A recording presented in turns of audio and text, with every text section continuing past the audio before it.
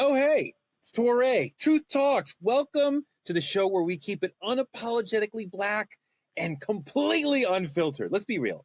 Everybody's talking about therapy now. Mental health this, self-care that. I appreciate the movement. But when it comes to black men, sometimes the conversation gets really silent. What about our mental health?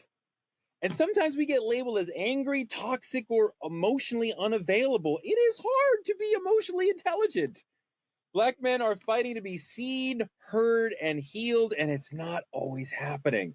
From toxic masculinity and generational trauma to systemic neglect and cultural silence, we're going to dive deep into the forces pushing black men to suffer in silence. And I know what that's like. Everyone else is told to go to therapy. What do we get? We get Truth Talks.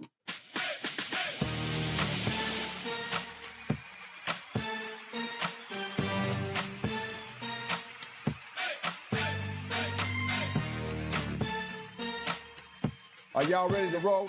Let's go. Truth tellers, welcome to the campfire. I got three of my favorite people here. Dr. Shay and Bryant, how are you? What's going on, Truth tellers? What's going on, Truth Avengers? First, Torre, I want to thank everyone who has been sending them cash apps over, honey. You know, I went and bought me a new Chanel bag, this new Chanel shirt with the cash app.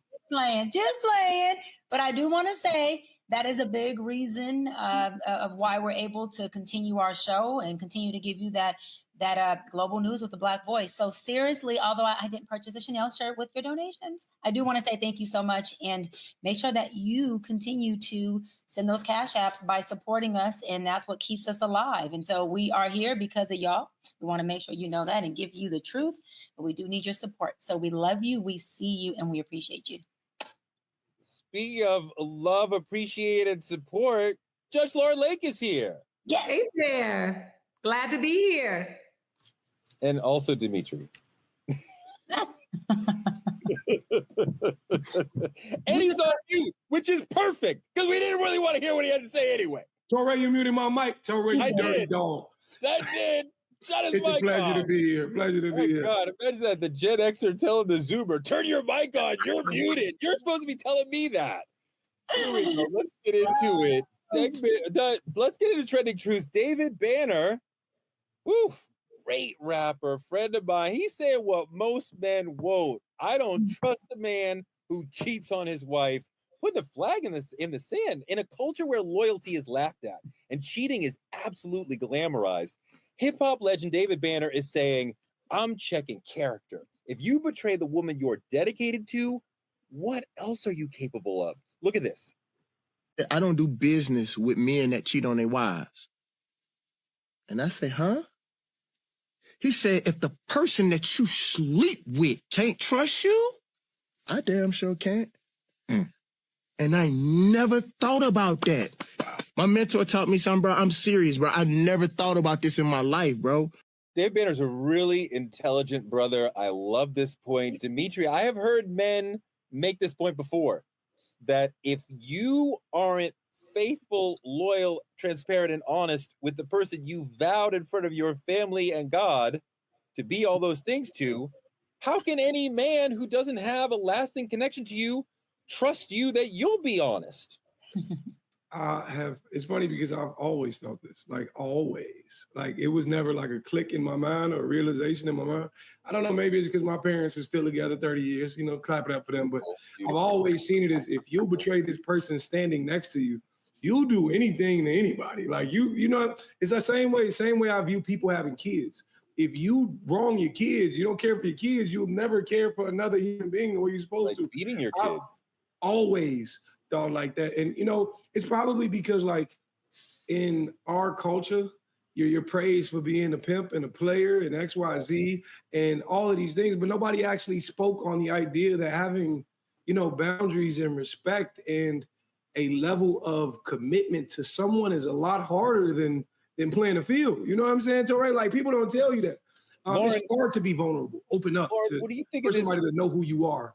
Yeah. And, Lauren, what do you think of this notion that if he will cheat on his wife, we can't trust him in business, in social, in anything else? Well, I think it's something to be said for that, right? If a man's greatest possession, greatest thing is their family, right? If they cheat on their wife, then that's a way of destroying their family, right?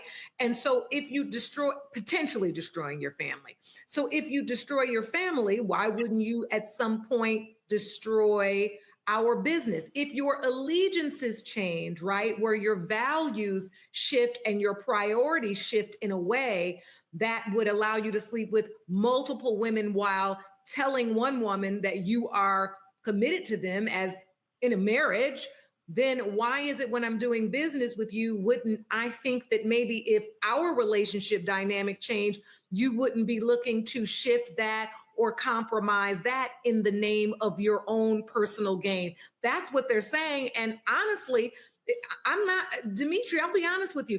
I never really thought about it like this. But when you put that logic to it, it makes a lot of sense. Well, let me tell you why it doesn't make a lot of sense. And Doc, I want you to jump into this. As we've covered on the show, men in general don't respect women. So when they do that, they are doing it to a person they already don't respect. They tend to respect other men. So I'm saying I would do that to somebody I don't respect, but I respect you. We have a contract. We're doing a deal. So the way that men look at men and women is totally different and completely misogynist. But the way that I'm going to treat somebody who I already look down on as a man has nothing to do with the way I'm going to treat somebody who I look up to as a man or I respect as a man. Doc. You can tell a tree by the fruit that it bears, that fruit being character. Okay? And character shows up in all, not some, all of your relationships. I always say if you're at the teller at the bank to see the teller in line, as long as you don't leave, what happens? You're next. That's how I feel about cheating. It's a character flaw to me. And after being in my field for 17 plus years and seeing the different ways that folks, men and women who cheat, have a different perspective on life in general, and they have a different level of lack of boundaries when it comes to relationships. And to your point, Torre, a different level of respect for relationships in general, to where they do what you just described. They compartmentalize. I don't respect women. They're in this box, but I respect men. I'm going to compartmentalize them here. And we all know that compartmentalization has an expiration date. So how long before Jack in the box that you compartmentalize them in comes popping out, and they do you just like they do the person they're in the bed with? Let me tell you why. Because a man who is a man of character and of value is putting his all into a business or into a business relationship for the fruits of his labor to benefit his family. And if you're doing that for the benefit of your family, that means that you are not taking any risk that you know for sure. I'm not talking about calculated risk. Any risk that you know for sure would demise, diminish, dismantle, destroy, or deceive your family who is at home. So I'll land on this.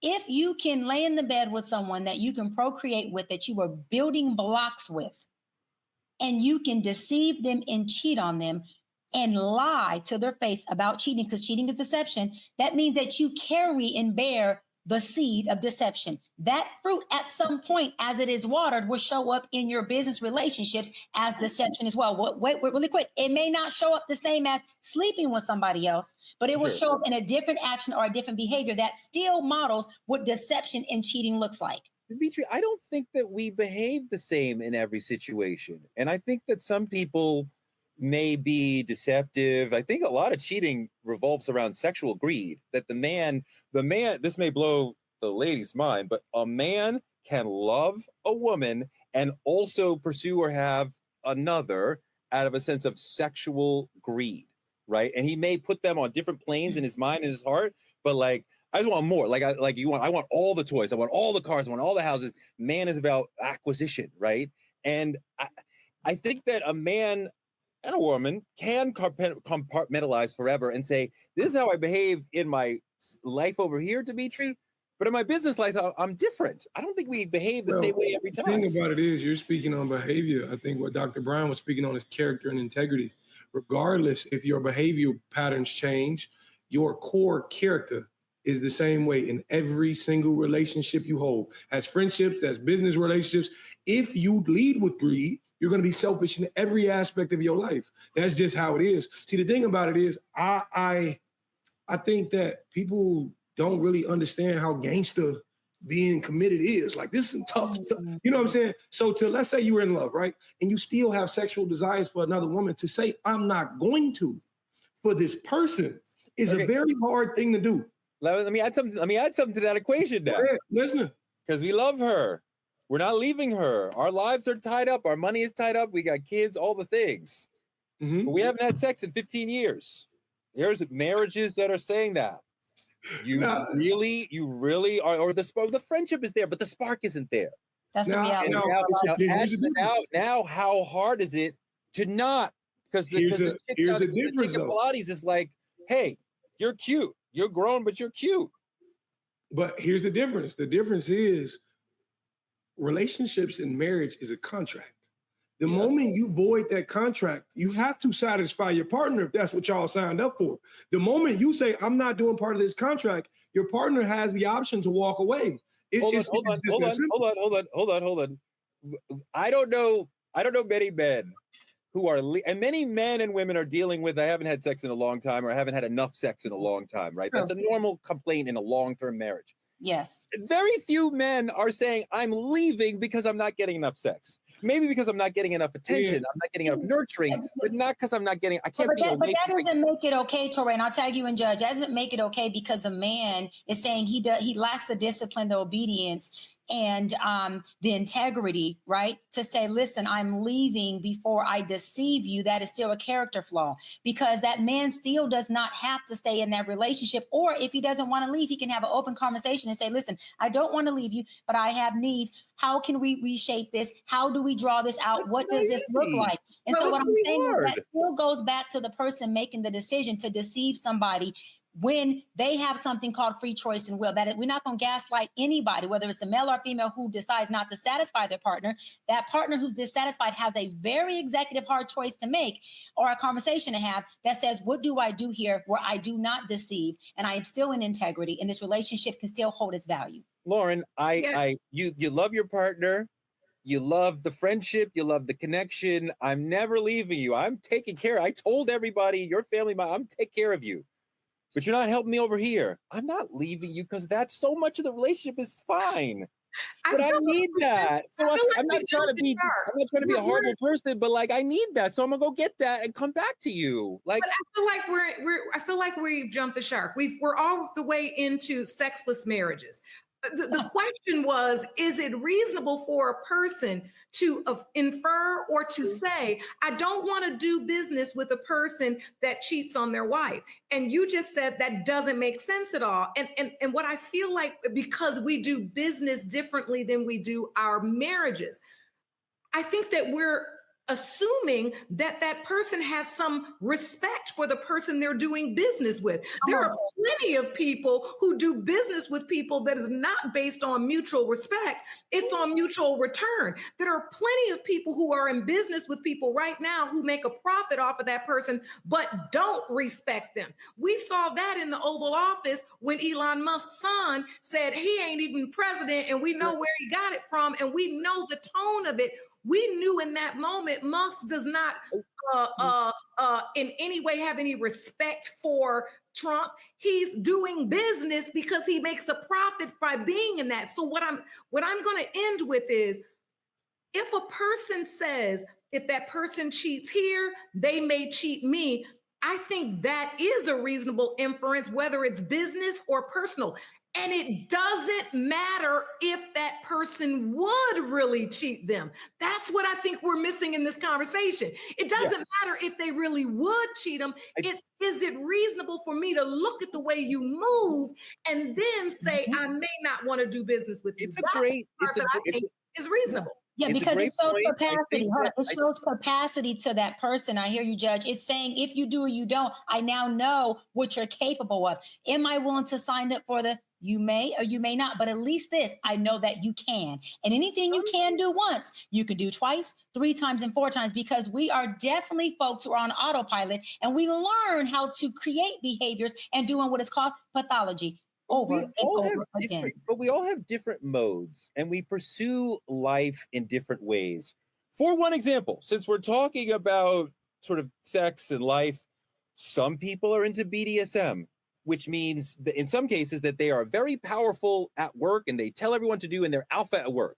And then they go in a quiet room and they become a sub and somebody beats the crap out of them. And that is completely different than the person they are on the, and to where if you saw them there, you'd be like, I can't believe the alpha CEO big dog is over here getting his butt kicked. Toray is going to sex. Toray's in a sexless marriage. Yeah. No.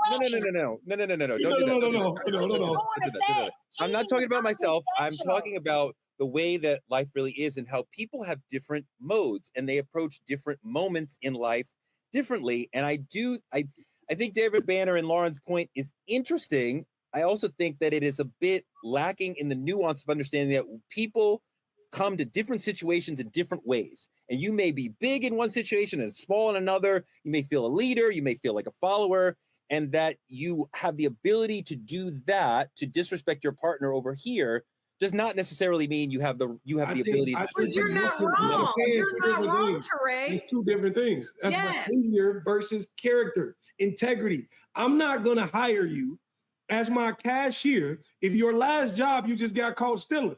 You didn't give, you took money from them, you take money from me. I'm not going to gamble on that chance.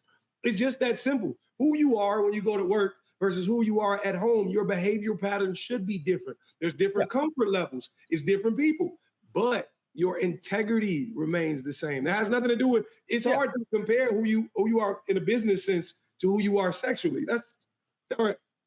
All right. Yeah, because Toray, listen, Toray, the way I show up in the boardroom, you describe me. I'm muscle and I'm all dominant. Wait, hold on, I listen to you. I listen to you. Because what did you say about your relationship? You said, what did you say about your relationship? You said when you go home, you are subby for your partner. You're a kept woman. That is entirely different than the person you show up as here. 100%. I'm agreeing with you. Let me tag me in. I'm agreeing with you. I am muscle in the boardroom, but I am all definitely in your word. I'm submitting in the room. Tie me up, whatever. That's fine with me. Daddy, yes, sure. I love me like this. Love me like this, baby. But let me tell you something. I still have the capacity in that relationship to turn up and be dominant in certain circumstances. So just because I'm submitting, right, to parts of the relationship romantically doesn't mean the dominant Cheyenne isn't showing up when I have to say, hold on, who in the fuck are you talking to like that? So what we're saying is, or what I'm saying, it sounds like me, Judge, and Dimitri are all saying that we're not saying that this person who cheated will cheat you out of business. For sure. What we're saying is they have the capacity to, which means that you're sitting across somebody who is deceptive. Now, whether or not they deceive you, you have to find out through your experience of working with him. But what David Banner is saying is, if I know that I'm sitting across you, who you tell me every day you have a side chick in the same city as your wife, we know you're deceiving her. We know that lying has become a norm for you. Lying is something that you thrive in. That's just what you do, is deceive and cheat. Then he understands that he has a choice to make that says, you know what? I don't want to sign myself up for the higher percentile that this man may deceive me in business. And I have to double check contracts and I have to see if this man is backdooring me, because it is true that integrity is a root. Actions show up differently. That's why cheating is a root, but cheating looks different depending on the person, depending on the definition, and depending on Dimitri. The chat's on fire. That's first off. The chat is jumping. Let me just try to make sense of what I'm saying versus what Toray said. Me personally, I'm one of the softest men you can ever deal with. I open doors, I kiss the forehead, hold your hands. In the bedroom, it goes from like Jane St. Patrick to like Ghost, like it's different. But I will not listen. What just happened? What just happened? All I'm saying is I still do not disrespect her to whatever sense she wanted. You know what I'm saying? But man, get in the chat. Ask the chat. They talking about it in the chat right now. Go ahead. This is my pearls, and I am clutching them because Dimitri is talking about. Dimitri went way far. You went way left there. It's still respect there. You know what I'm saying? Wherever we at. The integrity. Okay. So that was fantastic. Y'all really came with it there. We're gonna keep coming with it. We are at war with Iran right now as Americans. So we're going. I thought you said we were at war with you, Toray, because all three of us just cooked on that ass and ate you up. But you can continue. I appreciate the fight, but like Thanos, I just smacked the three of y'all aside and then keep it moving. Got my 5 Infinity Stones, but this is politicking. The government of America has sent a chilling message to the world. If you want to study here, all you have to do is hand over your digital life. In a dramatic shift, the State Department says that they are resuming student visa applications. That's good. But now they want full access to your social media accounts. I thought this was a country where we had the First Amendment and you could say what you want. What was once a gateway to opportunity now seems like you got to pay a surveillance price tag to get there, forcing students to choose between education and privacy and the right to say what you want in a country that claims to be all about the First Amendment. So, Judge Lauren, this seems completely anti-American, very big brother, very much a violation of the First Amendment and our sense of privacy. And like, is this right? And do you think at some point this leapfrogs to all Americans? I think we've already leapt. I mean, we've been in Big Brother since we got these. I hope people know that, right? I mean, everything that we say, everything that we do, at least as a lawyer and as a mother and as a woman in this country, that's what I think. We're already being recorded, and we already, our First Amendment, rights have already been compromised. But I'll say this about this for the students, seeking visas. They are citing, right, the U.S. State Department on the website did cite that there were some security concerns connected to why they want this to be public. Now, that's what they say on its face. That's the reason why they don't just have to, I think you used to just have to give all of your handles for the last 5 years, but now they want them all to be public. And they say it's in the interest, they don't want people hiding anything. And it's the interest of public safety. I will say though, if you read the news lately, you know that there are even American citizens that have been returning home from trips going through customs where they've been reporting that they've been having their phones taken and people looking through their phones to see what they're talking about as well. And so I think we have literally let this train leave the station. And this is where, for me, America becomes this conundrum of you don't know what to be mad at today, because on the one hand, somebody taking your phone at customs when you're a citizen of this country and looking all through your phone and you're like, this is a violation, but then eggs are $12 and then there's tariffs and then your neighbors are being arrested in the front of your house and they're just trying to do your lawn. And then now we're at war with Iran. Like, we are overloaded to where I think we're in this conundrum of our rights being violated. We don't even know where to begin. Dimitri, yes, this is a violation of rights, but I want to go a little deeper because there is at least one specific thing that keeps coming up in these sort of sweeps. You can't be pro-Palestinian. If you are voicing pro-Palestinian, not even anti-Israeli, just pro-Palestinian, not even pro-Hamas, just pro-Palestinian sentiments, that is enough for them to want to kick you out of the country or put you in jail.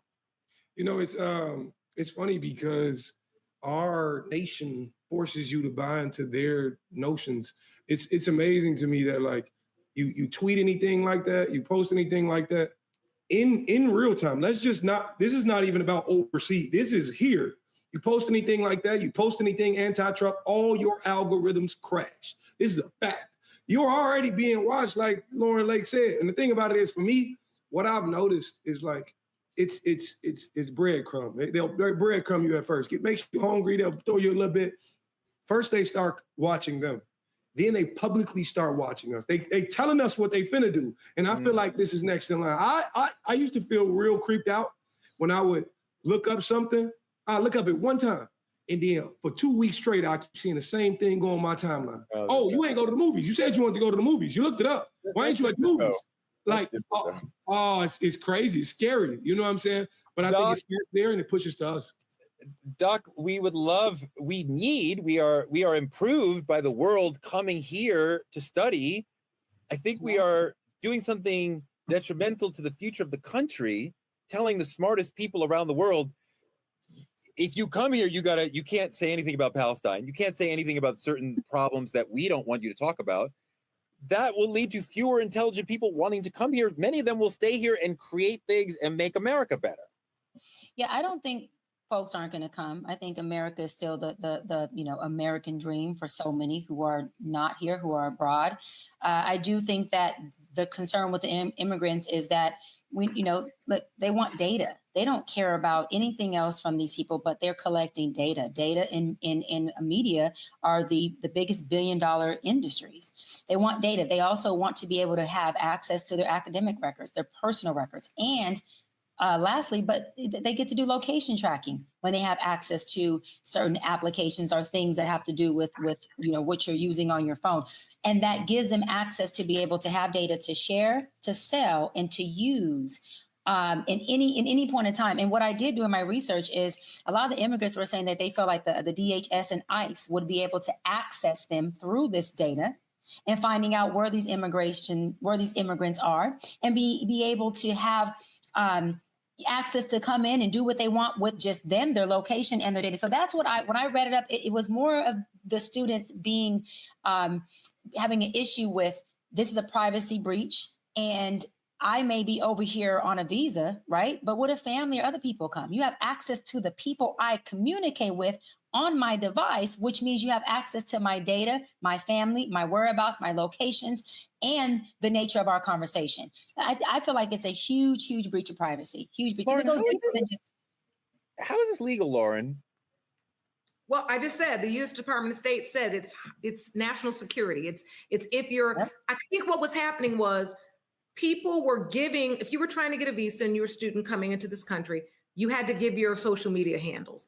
Well, you gave the handles, but then a lot of the handles, they just made them private. So what was happening was as Doc said, the information they're trying to get, the data, trying to research who you are, they're getting blocked out because it's private now. So now their thing is, before you even go through the process, just know your handles need to be public. Now, with that said, they can always rely on the national security component, especially given the circumstances and the political landscape that we're in right now. They can always say, listen, this is because we're trying to protect America and Americans. However, it is leaning towards a total violation.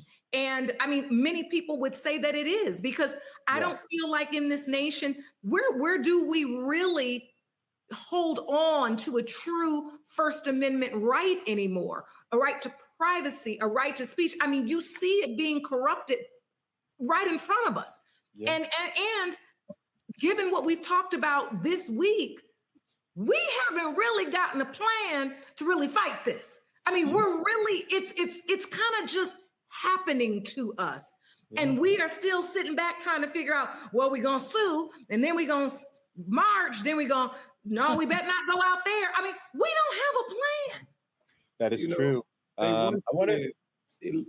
They once said, if you look at the word internet, right?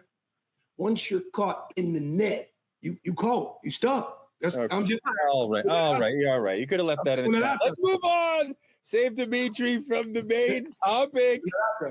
The main topic I've been waiting to get into. I think Dr. Bryant wrote this whole script because this is like right in her strike zone. The mental health movement forgot about us. Society does not see Black men as humans who hurt. We're protectors, providers, punching bags, thugs, rappers, athletes, whatever Dimitri is. And we internalize that. We're raised to be hard, not whole. I remember Paz the News from De La Soul said, fuck being hard, Paz the News is complicated. That's one of the best lines that I ever heard. I don't want to be hard, I want to be whole. So you stuff the pain, you ignore the trauma, and you call it strength. That is not strength. We've seen inclusive therapy spaces, but they don't feel like they are inclusive of Black men. I'm not knocking anyone's healing journey, but I feel like Black men are always last on the list when we're talking about mental health healing journeys. The wellness industry is thriving, and a lot of people, many Black people, are getting more and more interested in therapy. Some Black men are. Charlamagne the God talks about it all the time, right? But we know the suicide rate for Black men is way higher than the suicide rate for Black women. And that's a problem. Are Black men being left out of mental health conversations and mental health spaces? Absolutely. And suicide rate over the past year has risen by 149% in Black adolescents. and it has raised by 40% in men 35 and older, Black and male. And so although our suicide rate with our Black men is lower than white men, it is raising at 100 and something percent, which is a huge concern. Black men aren't even, y'all aren't even included in politics and policies for healthcare initiatives. You're not even in the conversation at the presidential debate. Let's just keep it real. They cover Black women a little bit about our mortality rate when giving birth. They don't even touch on you guys' mental health, your prostate, your diabetes, any of that. You're not even in that conversation. Why do I say that? Because when you look at Black men and mental health, it's not that Black men are resistant to it. It's that Black men are not supported or guided to it, one. And if you take into account that mental health, it costs, it's not free. And or you have to have health insurance, which means you have to have a job. And I'm not pun intending our Black men. I'm speaking from a reality perspective of socioeconomically, with Black men being at the lower economic totem pole, they don't always have the funds to fund their mental health. They just don't. And we don't have, right? And we don't have initiatives that say, hey, if for low income brothers, you get free mental health sessions. We don't have that. I even have provided free sessions for many Black men because I understand the disparity in it. And I want to say this, I've had Black men reach out to me and say, Doc, I want your services, but I can't afford it. And I say, well, what can you afford? And they don't even say $60 or $80. I've had some say $20 a session. How do I say no to a man who's saying, I want help, but I can't afford your session because you cost too much, nor do I have health insurance that can cover it. But hold on, but I'm in a suicidal crisis. There's no way that I can say no. Now, daily impairment, I might say, well, let me refer you to somebody else. But a crisis, no. But we see in somebody who would take your offer or the opportunity to work with you and value it at $20, which in my experience is about a tenth of what you should get for an hour of your experience. Is that about right? You're saying that $20 is a tenth of what I should get? Yeah. On average, an average therapy session is about $265. My rates are a lot more higher, but $265, $275 is the average going. That's expensive as hell. Well, it is, but he doesn't value the experience of sitting with someone like you because he thinks that's worth $20, right? He understands a courtside seat at the game is worth $1,000 or whatever. But your situation, he does not understand the value of it. So he's like, I'll give you $20 for it. You understand? But I think deeper. Yeah, I think deeper than that, Touré, is when a man is in despair, lost his job, can't provide for his kids, has a wife, he's trying to find employment, he can't process his emotions because, there's no emotional availability, there is no emotional intelligence. And he has built a horrible relationship with his emotions because he was told as a little boy, to shut up, suck it up, chest up, head up, you know what I'm saying? No crying, boys don't cry, what are you doing? And so that is how he's navigating the world. And then he sees a clip of Dr. Brian coincidentally on Instagram. And I say something that really touches something in him that he says, you know what, this might be the one. I actually do need it. This is it. And that's his moment of breakthrough. That man is broke in his spirit and broke in his pockets. That's not a man who's at a court seat game. That's a man who was saying, how do I survive where I'm at? Because that man could have been a man who had his stuff together, who had a job, was able to provide, but he hit something called a hardship. And this is where interventive therapy plays a role. Everybody, especially Black folks and Black men, are not being preventative in their mental health. They're usually coming in my session of my 17 plus years of doing this when they're saying, I am burnt out. I'm on my last straw and I am losing it. And I completely have no other resource. Dimitri, is the mental health movement, the entire thing, is it truly inclusive or not really? Absolutely not. But I think before we even complain about it being inclusive, we have to complain about the idea of us ignoring it first. It being taught to ignore. And then there's two parts to it. And I think as a Black man, I can speak on it because it's very layered. There's the part of being Black, and then there's the part we have to address of being a man. And what that means is I naturally grew up thinking the mental health comes last because I'm already dealing with the struggles of being Black. My mother trying to teach me how to go out and be Black in America.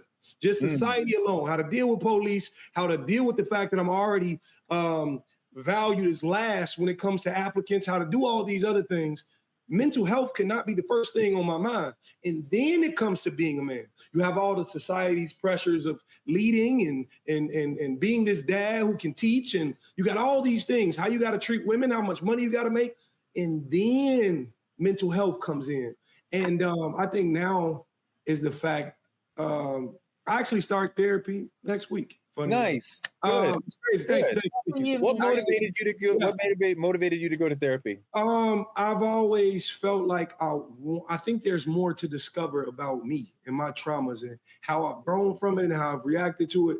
I've always told people give me this credit for helping everybody and helping them see themselves and telling, cueing my emotional intelligence. And for those who don't know what emotional intelligence is, it's your ability to understand, manage, express your own feelings, thoughts, and emotions. I tell people all the time, in my opinion, the movie Inside Out should be studied at colleges because this is things a lot of men actually skip in terms of expressing. Well, that's a great suggestion. Absolutely. That's a great definition. I want to make sure we get in one your word. Ability to react to others.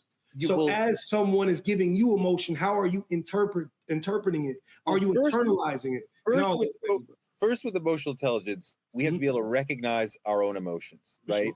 Which is difficult for men. Just can you say what emotion you are feeling at a given moment? Can you sit with it? Can you observe it without getting trapped in it? Can you let it flow out? Hold on. Can you let it flow out of you so that it plays itself out and moves on? Just the ability to name how you are feeling is emotional intelligence.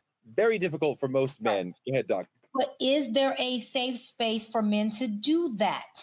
Did you grow up surviving in your household? Did you grow up in a wilderness where feeling wasn't even safe? So when you're telling someone to identify their emotions, they're going, what emotions? I never felt that. I didn't have a space to do that. And when I did, I was either silenced, in trouble, or looked at as weak or other things. So I grew up learning that emotions don't serve me. So I'm not going to process something that doesn't produce anything for me. I'm going to suppress it, throw it away, or I'm going to allow it to externalize in ways that I don't understand how to articulate. That's how you get the black on black crime from men. That's how you get angry black men who don't know where to place their emotions at because they don't have a relationship with emotions. And if you don't have a relationship with emotions, guess what you lack? Self-love, because love is an emotion. How do you love yourself if you don't know how to feel and be in contact and be in awareness of self? Just like Dimitri said, I'm going to therapy because I'm in my self-discovery space. I'm discovering more parts of me, more parts of who I am that I can love more. He's also going to get in contact with emotions that he's never felt, which I hope he allows himself to be vulnerable when he feels them. If crying comes up, cry. If confusion comes up, say, I'm confused. But we have to learn to be okay with not being okay and not having to be numb, right? Not having to be numb as a way of saying, I'm strong, because being unhuman or being dehumanized is not strong. It strips you of everything that you are and everything that you're meant to be. And then you have nothing to offer your partners, your kids, the world, your loved ones, because what you offer is you. And if you don't know you, you give people deficits of you. You give people trauma. Your emotions shape the world around you and the way that you see and respond to the world around you. And if you are unaware of your emotions and how you feel, it is like moving through the world without acknowledging the weather. And you're like, why am I wet? Because it's rainy and you're not wearing a raincoat. Why am I sad? Because you are depressed and you are not admitting to yourself and perhaps other people, I am depressed. And depression is a more long-term thing. Emotional intelligence is also about just how are you feeling right now? Are you feeling joyful, angry, melancholy, sad? Just being able to be aware of how you feel. And that is self-awareness. Is huge to be you being able to show up in the moment in the fullest way and the best way for your family, your friends, and the people around you. Because we all have been around a person who is angry or sad or depressed, and they're not aware of it. And now we have to deal with their emotions coming on me when they're not even aware of how they're coming off. And you have the right to feel however you want to feel. But if you are aware of it, then you can manage it better with the people around you. I want to And run. knowing how to process it with self, and I'll tag you and Dimitri, because as much as it looks like Black men have this narcissistic arrogance about them, it's more of them lost in the sauce of their emotion.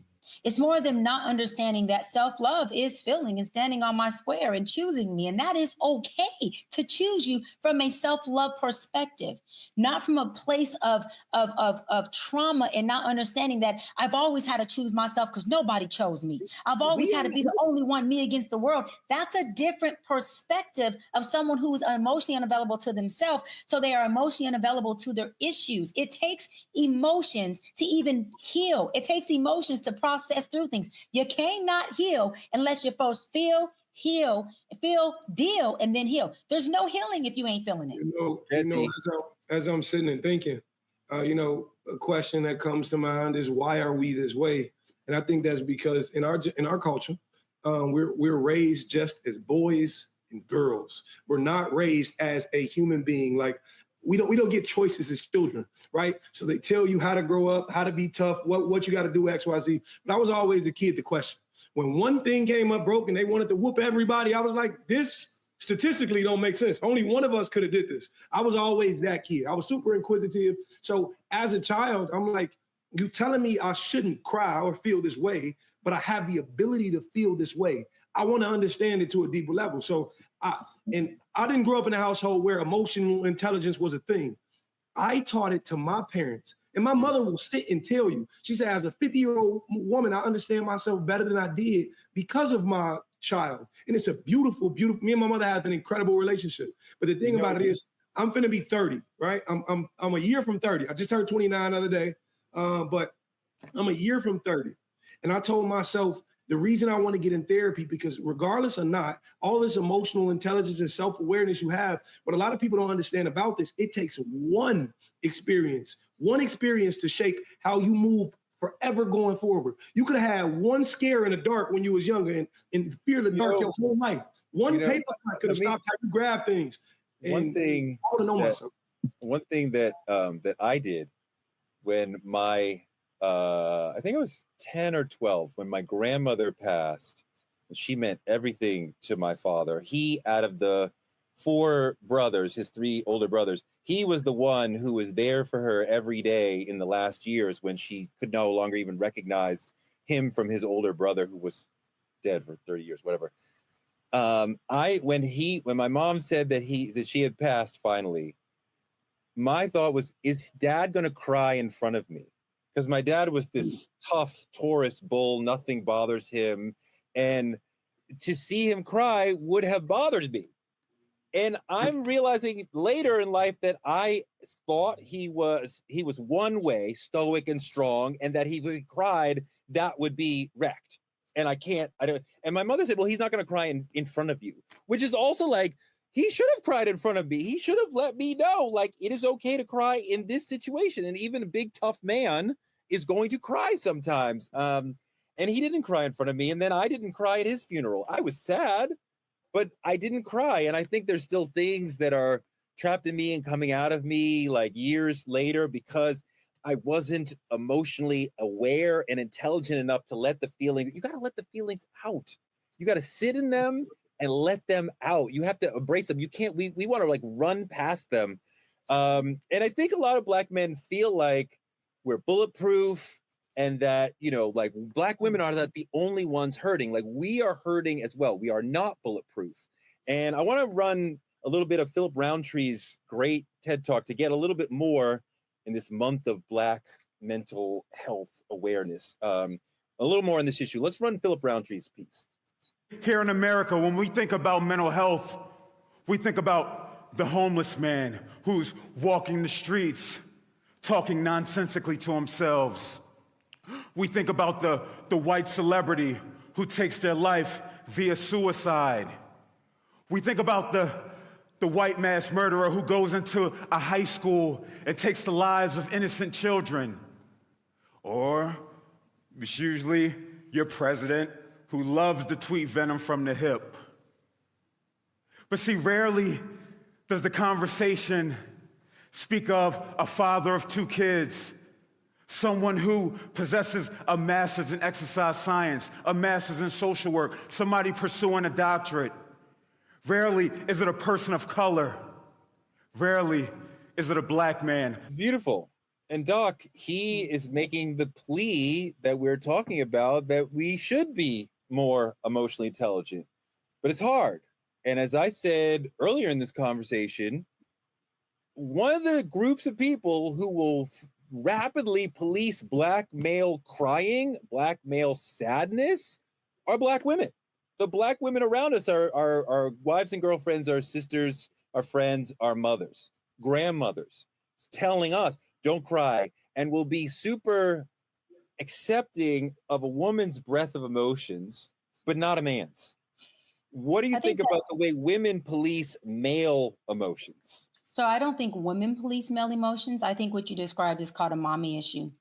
Possibly a black man who grew up with a mother who happens to be black. Not all black mamas are like this, what I'm about to describe, but who happens to be a black mama who she doesn't reinforce crying or reinforce emotions. And so he had to shut down. And if she was a single mom, he also had to be the father.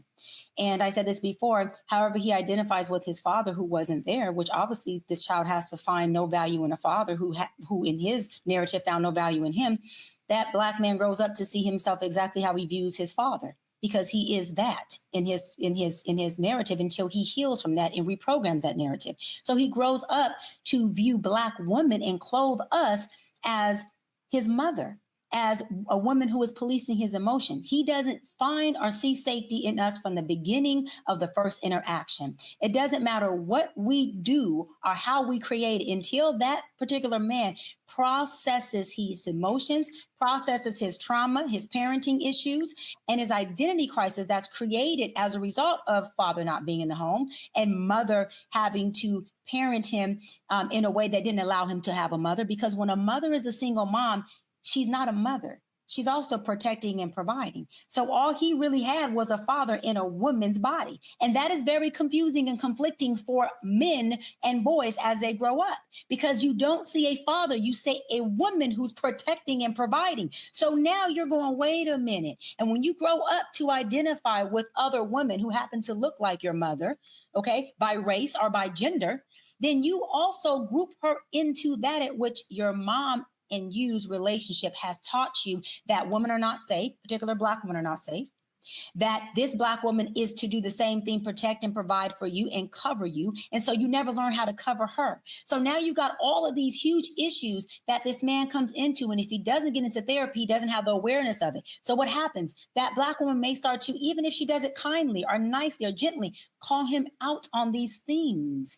And what that does is it disempowers him. And I'll land on this. And it makes him feel hopeless about being able to be a man, a father, or a husband at the level that he thought his ideology of what his father should have did for him, he cannot reach.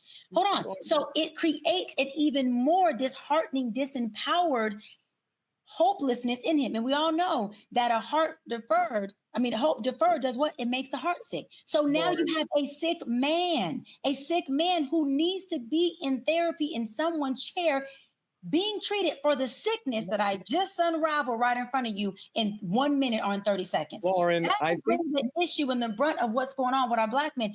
There's many black women, I'm one of them, who I enforce black men to be in their vulnerability. When I see Dimitri, he's on here, I hug and kiss and embrace him as a friend. This is not my man. And when Dimitri talks about certain situations, I make sure I make myself available. There's women who do that, Torre. There's women who do that. Doc, Dimitri, I don't think she's right at all. I think that when we feel sad, black women disengage and they do not really want to support us being sad. They want our strength. They want us to be providers. And I respect that. And I want to be a provider. But I feel like when I am coming to you, black woman, with joy, with intelligence, with many positive things, with strength, I'll be your rock. Like, she's there. When I'm sad, I think for a lot of women, they're like, I don't like picking you up. I don't want you to be emotional. I'll be there for my girlfriend, my wife, my mother, my grandma, my sister, my grandma, but not for the man. What do you think? And you're talking about the black women who have carried y'all black asses from slavery? Dimitri right now. You're talking about those black women? who have carried y'all from the slavery days, who actually freed y'all, who actually were the women on the bus, the women on the train. I gotta disagree. I gotta largely disagree because we're taking a thing and we're generalizing it, saying because your father wasn't in the household or because of this or because of that. When that may be the case for some. It's not the case for all. In today's society, women do not know how to handle an emotional, intelligent man, a man who is in tune with his own self. If he comes to you and he feels he needs a space to cry, women do not provide it and say, let me hold you, I got you. I like to deem myself an emotionally intelligent man, very aware. This generation does not know what to do with that. I've been in relationships where it was dismissed, even in joy. Toray, you said even in joy, sometimes they burn your joy to the ground based on how they feel, based on what they want. It's not safe for a man to be emotional. And I'm gonna give myself a pass. And the only reason I'm gonna give myself a pass is because the world has saw me as an emotional man. So that's what they lead with. I understand this man is, but for the average man to come to a woman with a problem, if you're not macho and strong, I'm gonna get the next nigga to do it. If you need a moment or a break, I'm gonna go to the next man and he can handle it. So no, I cannot agree with that narrative. This generation is different. It's not all women, because typically outside of a household, women know how to handle a man better. In a friendship relationship or an auntie or a mother or in a romantic situation, a woman would rather leave than watch her man cry. Lauren, I think that he makes a great point that there's a small emotional register that women accept from men. And when we go way outside of that to sadness, they're like, no, I don't want that. Okay.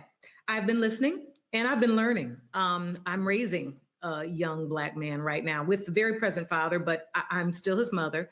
And I'm listening to everything you're saying and I'm really taking it in because it's always been my understanding that women, especially mothers, raise their daughters and coddle their boys. Yep. And so to hear you all consistently talk about how women don't support men in their tears or in their fears or it has completely been my opposite experience. But I just really wanted to be quiet and hear it because the important thing is not what's been my experience, but what you're saying that men feel, right? That there isn't enough room for the emotions and room for the tears and room for this. And I think about the way that I'm raising my son. And I do constantly tell my son, and he's very emotionally intelligent, and I'm happy about that. But I do tell him, there's only so long you're gonna sit and cry about this or be upset. Then we're gonna sit down and figure out, what do you want to do? How do you think you can do it? He knows about therapy, knows about counseling, but I think in my experience, I find that a lot of the cycle that men find themselves in sometimes it's a result of a lack of discipline that many men don't want to admit, and you're disconnected from the source and you no longer value the things that really should be valued. And to Dimitri's point, I'm sure in the types of transactional relationships that are happening now in these generations where it is sex for a bag, and if you can't get me a bag and fly me out, then somebody else will.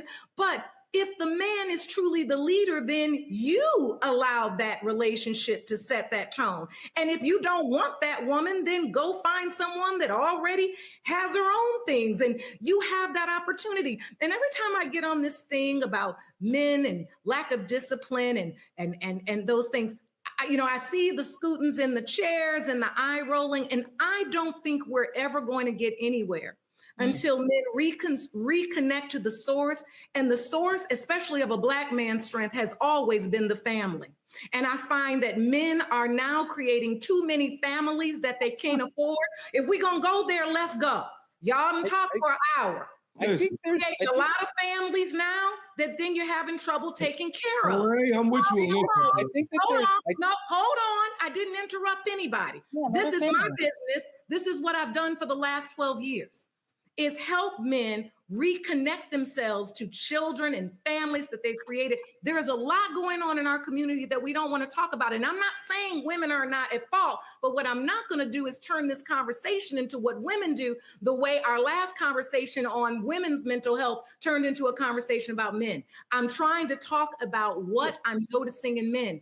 And I do think we are avoiding our strength, and our strength comes from strong families, which we're not forming. And I think when you need that support, you're trying to get it from the girl that really only likes you for what you can buy her. But you're too busy in here not understanding what you're dealing with, so you're not getting what you need. And now all women are wrong, when there are tons of women out here that want a solid man that not only wants to go to therapy, but wants to go to therapy with them and have a great relationship. But that's not necessarily the women men are pursuing right now. And so now the lack of discipline, sexual discipline, and otherwise has led to a plethora of factors that literally mess you up mentally. And then now it's all women's fault because y'all can't cry.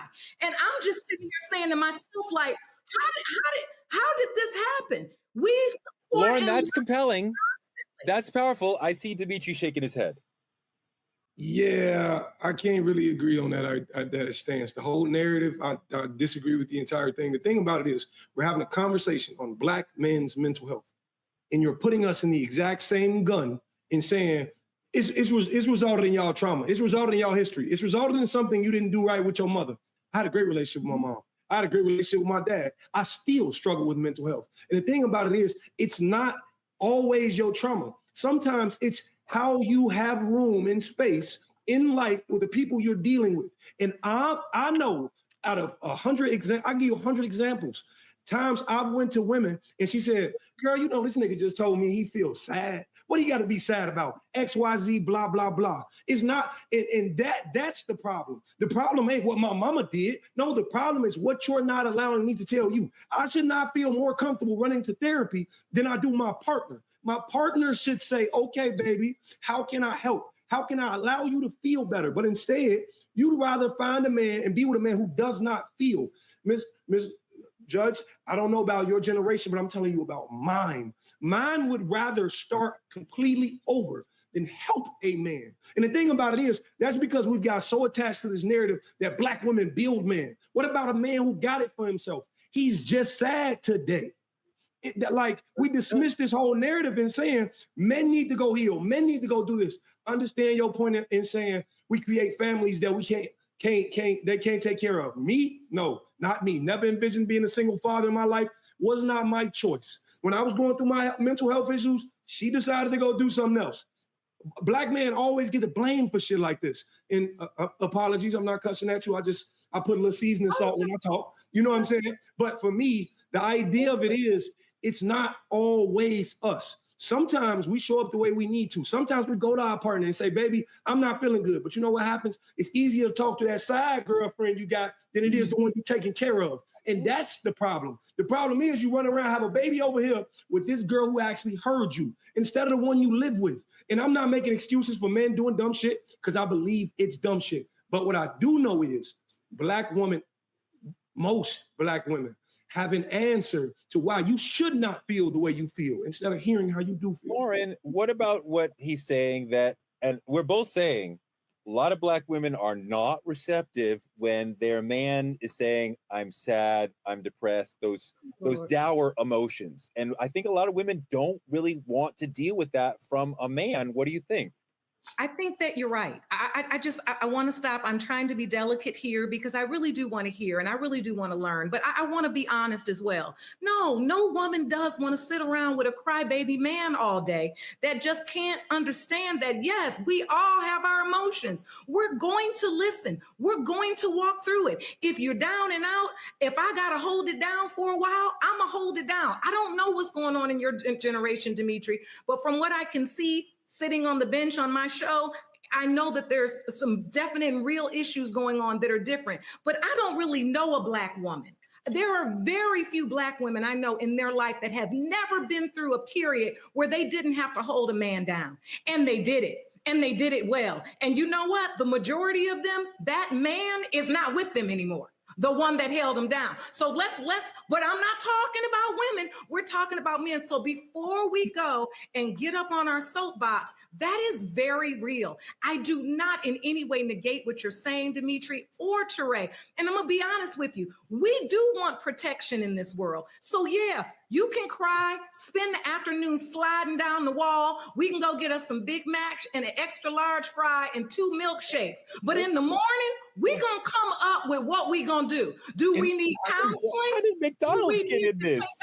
Do we need a loan? Do you need me to hold it down? What you not gonna do is go out there and be having sex with 2 and 3 and 4 girls, then come back sitting up on my couch talking about I just been so depressed. But Lauren, no, I'm sorry, Lauren, and maybe Doc, you deal with this. You that was great, but you went way farther than I'm just talking about. And yes, respect to all the sisters who held men down when they had difficult times in their lives. I'm talking about I came home I'm sad because Dr. Bryant was mean to me when we were doing the show. Oh my God. Now my baby is like, I don't have time for your sadness. Like you can deal with my sadness. Hold on. The answer just came out. The answer just hit the table. Black women contribute a man being sad to me having to hold him down. That's not what I'm asking. That is not true. That's what you said. That's what you said. We were talking about being sad and depressed. You're talking about I gotta hold you down. No, that is not what I see. And this, I love this moment. I love this moment because what I'm saying and what you're hearing is different. What I'm saying and what you're hearing is different. You're hearing that because you cried, now you can't handle yourself and I gotta hold it down for you, which is what I said was after you finish crying and we eat our fast food and we go to bed and you cry it out, when the morning, let's figure out what we gonna do, baby. I'm with you. I'm with you. Hold on, Tori. Hold on. I can't cry to you. Hold on, Tori. Hold on. You didn't hear that. Listen to the rhetoric in which you're spitting it out. You said, listen. You said, because you want to be a crybaby. Listen to how you're addressing it. Not a crybaby. You addressing a man you love that stands next to you and sleep next to you in the bed saying, because you want to be a crybaby. No, maybe because he's human. That's not how I led that. I let it out that no Black woman wants a man that's a crybaby all the time. We don't. Why gotta be a crybaby all the time? We didn't even I come home one day but and I I'm didn't sad. say that you are a crybaby all the time. You asked, I think I was asked a question.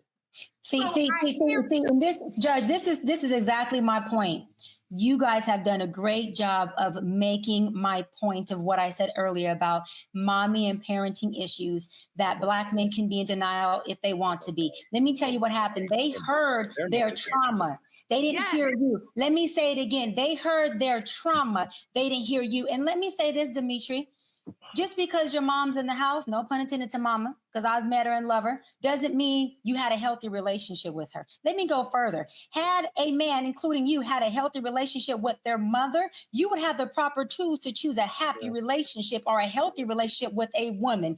Learned behavior is real. And you learn as a man, because a man is what his mama makes him. You learn from your mother what a healthy relationship is with a woman. And so if you're going out and choosing women who are emotionally unavailable and not able to support you, facilitate you emotionally, because they're looking at you like your trauma heard her say, a crybaby, versus what she really said, which was, I will support you in it and figure out how we can get there. But I want you to dry your tears at some point so we can move forward and build, is what she said. But let me say it again.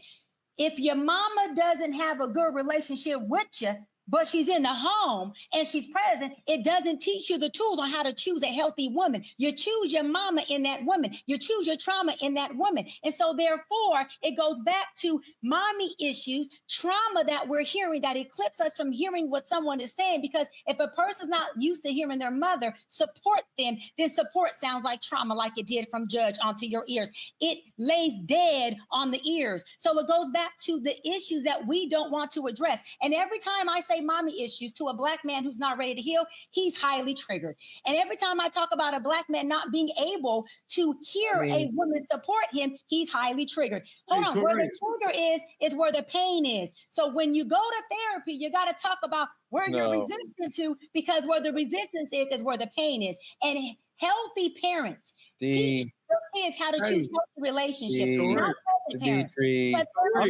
I'm only triggered because you in left field. You ain't over here. We dealing with the issue. You in left field. No, you in left field. You in your trauma field. Y'all here in trauma. We're speaking. Look, another black woman rejecting my emotions. Right here, right on the show. Definitely rejecting what you're saying, and I'm standing on right there. It's happening right now. Right, because I'm not going to trauma bond with you. Right now, you're having a trauma response, and I'm not going to trauma bond with you. What I'm going to do is support you and call you out on it and say, listen, I will hear what you have to say, but you're not going to gaslight me to say that me or Judge Lauren said we don't support you and all you guys are as crybabies. What we said was we support you. What do you need from us? So we can help you wipe your tears, because there is an expiration. Even if you're single, there's an expiration on how long you grieve before you start to rebuild. We want to support you and love you in it, but we can't support your trauma, because if we support your trauma, we trauma bond with you. And then if we support your trauma bond with you, you pull us into your darkness. We're not doing that. We're not doing that. I just want to make this clear. Torrey, can I ask you a few questions? Please, when we began this conversation, it was about being sad and going home and telling your partner, correct? Yes. Mm-hmm. Well, who mentioned crybaby in this conversation? No one. Me. Listen. Hey, who mentioned? Lauren did. I said what I said. Lauren did. Hold on now. Let me get you now. The thing about it is, get me, baby. y'all are making a man's emotion seem like generational trauma around here. That's not what we're addressing. I don't have a problem with my mom because my money low. That's not what we got. That's not what we got going on. What's going on is, all we're saying is that for a man to go to his woman and she rejects my emotions, I don't know where else to go. And that's happening for a lot of black men out here in this generation. And I just want to fix this narrative out here. Listen, me and my mother has always been fine. We always been best friends. We got our hiccups, but that ain't what I'm addressing in therapy. I just want to know myself a little better. But, listen, maybe the chat. Let me ask you a question, Dimitri. If you have a good relationship with your mom, which I know you do because I've seen it, how do you have nowhere to go? This is what I mean by this is your trauma. Now I got my Dr. Brian hat on. If you're saying you have a healthy relationship with your mother or even any woman, your auntie, and you say you have nowhere to go, I would say as your doctor, you do have somewhere to go. Your trauma is telling you you are alone and you have nowhere to go, or you're creating a false narrative because you really don't have somewhere to go. And the people you have been going to have been failing you. They're present, but they're not facilitating a safe space for you. So we're not talking to you right now. Torrey, doing what I said is happening to black men. That Dimitri and I both said we have no place to put our sadness because our women don't want it. And both of you said in highfalutin language, no, we don't want it. No, Torrey, what are we talking about here? We just gave him a place to go, and you guys are doing exactly what you guys did. Exactly what Judge Lauren said. This is what the crybaby looks like. This is not a grown man. You see? She just did it. They both did it. I'm talking about a man being sad. They both said crybaby. Two grown men who can't process emotional intelligence because you can't hear us. You only hear yourself. But we hear you. We hear you say you have no one question. I got one question. For the women in the chat, I just got to know this. For women in the chat, please tell me what y'all hearing right now. I need women and men to drop in the chat and tell me whose side y'all on right now. Because I think what we're saying is very clear. I think they taking it somewhere else and then labeling us for it. Like, what? Heard in this conversation? Like, no, what I think you missed was exactly what I led and said was that there is no woman, and I don't even think a white woman or a Hispanic woman. I don't think there's a woman out here that every day her man comes through the door, she want him to be crying about something. Well, we're not saying every day. But then Dimitri, if you said one time, then you've got to use your listening cap and know that I led with. If you come in and you're upset about something, of course I want to hear. I said, let's cry. No. I said, let's cry. I said, let's go get us some French fries. No, but Judge I'm talking Lauren, about our generation. Get talked over. Here comes the gaslight. Here comes the gaslight. When I bring, here comes the mansplaining. Now you gonna tell me what I said? That's not true. It's you all are living out. No, Judge, you're not hearing me. We're talking over each other. I'm not saying it's you. I'm sure your husband has a very safe emotional space to talk to you. All I'm saying is in this generation, you saying women don't want it every day. Women don't want to hear it once, is what we say. Can I please respond to this? Can I please respond to this? So if these are the kind of relationships that men today are in, where they don't feel safe to come home, I don't know this world, because every man I have ever dated has cried to me at one point or another, and I didn't love them any less. But one thing they didn't do was spend their whole month and year crying about something when we could get together and solve it. If these are the kinds of relationships young men are engaging in where they do not feel safe, I want you to begin to lead the way you were born to lead. And to develop, hold on, to develop and to cultivate quality relationships. Be more discerning in the women that you choose, so that when you need that safe space, it's there. And you don't expect Miss Fly Out Lady or Miss, are you gonna get my hair done and my nail? You now want to expect her to hear you cry about how you feel about that, Lauren. We're talking about long-term. And the reason why they can't choose marriages. We're talking about my partner is not supporting me. We understand the question. I'm not talking about long-term depression. I'm not talking about I cry every day. Part of what triggered me about what you said, because when I'm sad, I need to deal with the sadness. I am not able to deal with the solution. I have to deal with the emotions and let them pass. Just like a cloud, a rain cloud will come over your area, and in time it will pass. You don't know how long it will take.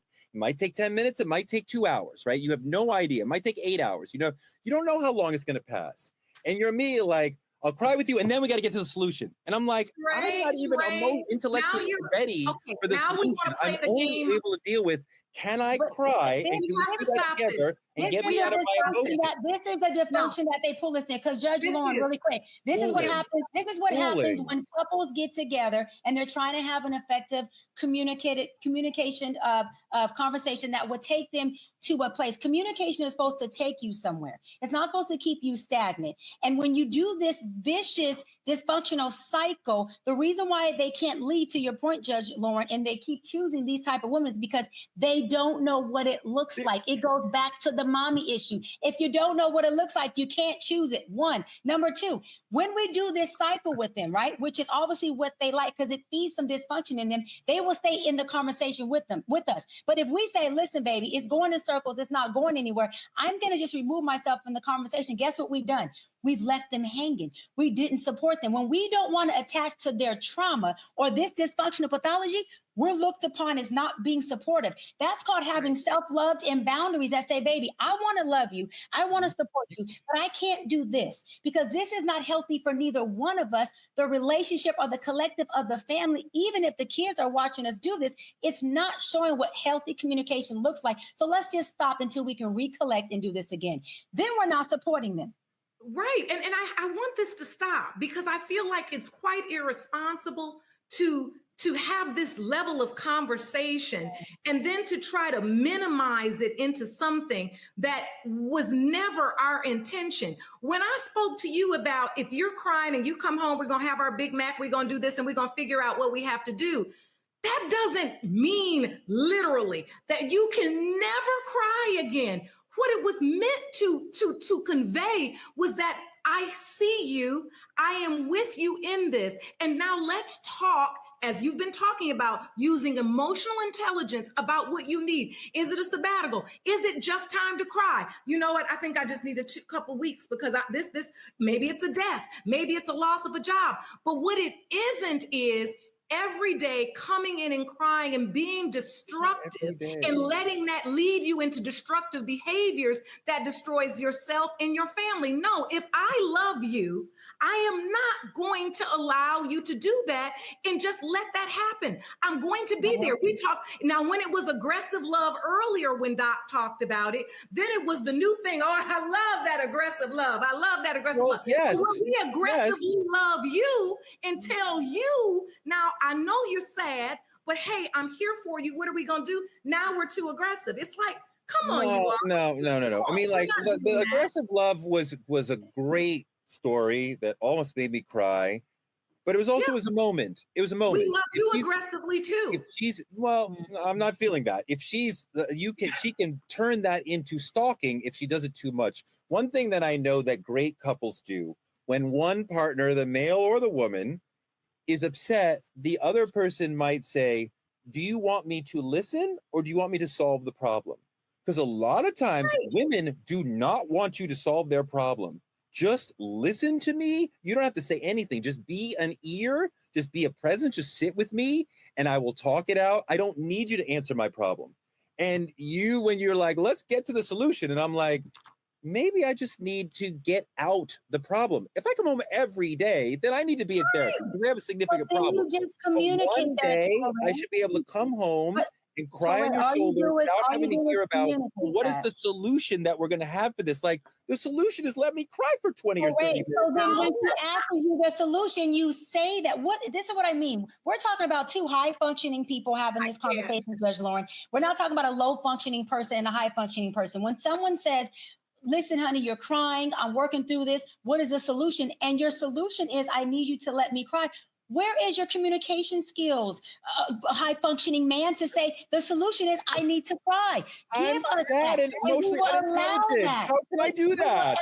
But she's asking you, what is the solution? That means you tell her because she's available for whatever the solution is. But this is the thing, Judge, back to what I said, a man who's never been seen, from the first woman who's supposed to see him, can't see you seeing him. And they will gaslight you to tell you you're not seeing me and you're not hearing me when you're doing all that. And then you end up in this vicious cycle again in a very unhealthy relationship with a low functioning person who is a pint and you are a gallon who is high functioning, and y'all just can't pour into each other because they're not getting all your gallon into their pint because you're just too much and they don't know how to facilitate and just say, when you ask me what the resolve is, baby, can you just let me cry? And you say, sure. I think sometimes that the sisters want us to be the providers, the leaders, and we want to be that. But then when we get into a more emotional space, we need them to be the leaders because they generally, most women have much more emotional intelligence than most men. When I get into my sadness, I need you to lead me. And if you're like, I can't, I'm uncomfortable by your sadness, you can't lead me. That's the confusion. That's it. That's that confusing low functioning. This is what we get, Dimitri. This is what we get. Two healthy, high functioning people understand this. That. Yes, you did. You said it 6 times. Don't worry, sis. It will only land on those who are high functioning enough to get it. I'm gonna say a couple of things. I want to say a couple of things off this episode we have in here because this is cracking me up. For one, I think y'all are so out of tune with what dating in this generation is. Thank God. And Judge Lauren, listen, you have a son you're raising. All I'm gonna say is tell him to protect himself because it's gonna be very hard finding young women out here who actively want to do it. I'm raising a son myself, so trust me, I know. I wouldn't tell you this if I didn't truly believe in it. And we saying, okay, they gotta be like this because of trauma or they didn't see it or X, Y, Z. I just told you 30 plus years of marriage. And there's gonna be a dismissal that'll be like, maybe it's not the best 30 plus years of marriage. All I'm saying is 30 plus years of marriage, meaning commitment. They stayed, they worked it out, they fought through it. I ain't saying it was perfect by no means, but I seen what happens when someone stays, right? I think that's a beautiful example of what I wanted. And I think that's why I'm still single today. And it's not the trauma. It's the idea that I refuse to settle for a young woman who does not see me as human first. Not just the man who can provide. Yes, okay, got money. He's handsome, can do all these things. But can you see me as human. When I show up to you and say, baby, I'm not feeling well today, you don't associate it to what my mama did. You look at me as a... why did you trauma choose her then? Why did you trauma choose that one? Hold on one Why second. did you trauma choose her? Hold on one second. Dimitri, hold on, Dimitri. I want you to go deeper because you told us you were going to go. Hold on. You told us you were going to go deeper. The thing about this, there's men out here. There's good, and I got goosebumps. I tell you, there's good men out here who can actively see a woman, understand her emotions, who can provide, who can do all these things, all of them, right? I'll I'll put you a little further into the story. When we talk about trauma, I understand trauma. I met the children of my mother when she was 13 years old. 13. How old were you? I trauma bonded to it. I said, I owe this young woman my life, huh? How old were you? I was about 13 with her. We was the exact same age. Met walking into a park, right? I trauma bonded to her after her mother passed away. I said, whatever this young lady needs, if I'm here to provide it, I will. Ain't that what a man is set to do? I learned to love. I learned how to be emotionally intelligent. I learned all these things to take care of this woman when she does come around. You know what I realized? That young woman, when she did come around, had trauma of her own, could not understand herself emotionally. So there's no way she can be that for me. What happened was there's things in relationship you believe you can fix. That does not mean you're supposed to see a person, understand their trauma and say, all right, peace out, that don't work for me. No, there's a thing called stick-to-itiveness that the men must have, because if you're not, then you give up on a situation and you view it as less than a man. All I'm saying is I was brought to mental health issues and depression because I thought loving someone was a reciprocal act. It's not. When you love somebody, you give something up, parts of yourself that you may not get back, and you got to be okay with that. And all I'm saying is, yes, women typically get the short end of the stick, but all I'm telling you is, well, there's men out here who get no stick emotionally. There's men out here who get no stick for being human. And not a lot of people understand that. I didn't need that young woman to clean, provide, take care. I was doing everything I could as a man, fixing cars, doing laundry, everything I saw my parents do. A beautiful example. And all I'm saying is all I needed that woman was to look at me and see a human. But instead, you know what she told me? She said, I can't stand here for you. I got to go do that over there because he ready now. He ready now. I can have fun over there. She dipped out for fun. You understand what I'm saying? And y'all and they blame me. They say, okay, you're the man who had these traumatic and trauma bonding experiences. I ain't trying to hear none of that. I want to go deeper. There's good examples there's beautiful examples of good men out here, but those good men have nobody to talk to. Wait, let's go deeper into your emotional journey, your depression journey, right? Because you went through some heavy shit. Yep. And you're part of a whole, I don't want to say trend, but a group of Black men who are committing suicide. There is a huge uptick in Black men committing suicide. Let's see that video. Sometimes we just have to have some tough conversations to bring to light issues plaguing our communities. This morning, we're talking about suicide in Black men.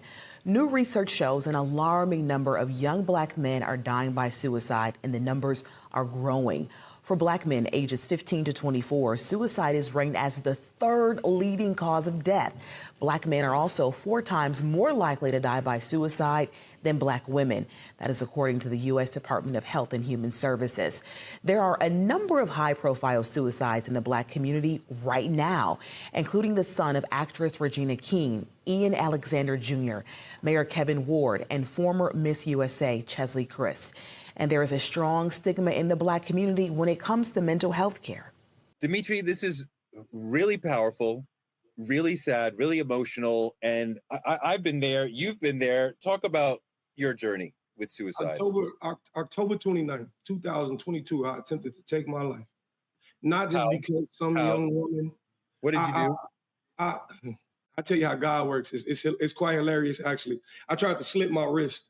And this year, I recently got a tattoo to cover it up. So, you know, I'm very, very proud of that. I've just now had the strength to do that, right?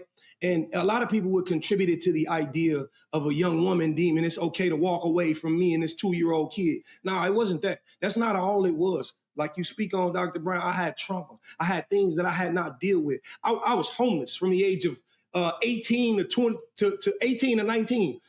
I had to go figure that out for myself. I wasn't speaking to my family for issues that I can't disclose, because when you're living in this space, there's things you can't speak on because it brings a negative light to everybody else. And sometimes that's not fair. But me and my whole family had fell out. Everybody, because they thought they saw a child who did not understand his place in life. But no, I was a grown man, and I knew what was right and I knew what was wrong, and I stood on what I believed to be right.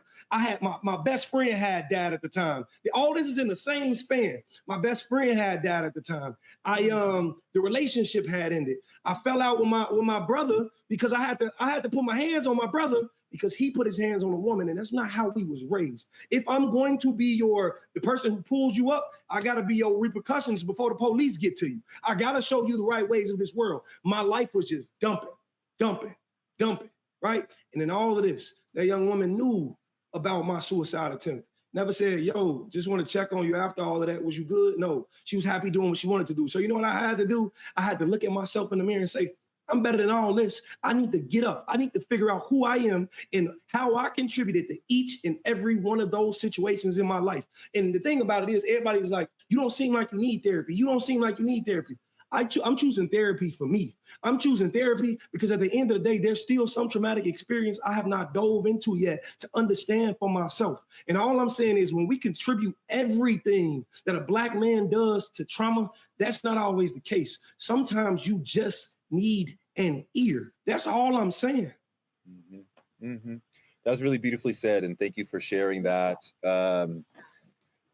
I've had moments of deep depression. I'm not going to tell the story now. I'll save it for another day. I didn't get as far as you did, but definitely had serious thoughts of ending it out of depression and not really sure where to put that emotion. If you are feeling suicidal, there is a hotline you can call. There are people you can speak to, professionals like Dr. Bryant, suicide hotline, 988. There's things that you can do. If you're a Black man and you feel suicidal, that's okay.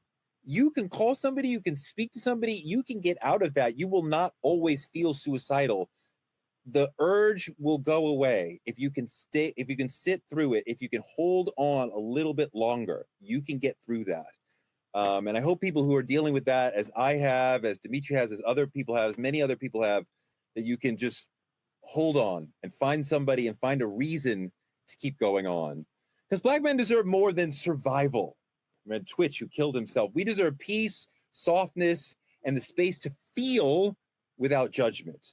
Enough with the silent treatment, enough with carrying the weight in public. A truly safe space for young Black men doesn't just look like a room with four walls. It means being seen, being heard, being held without having to shrink or toughen up or code switch.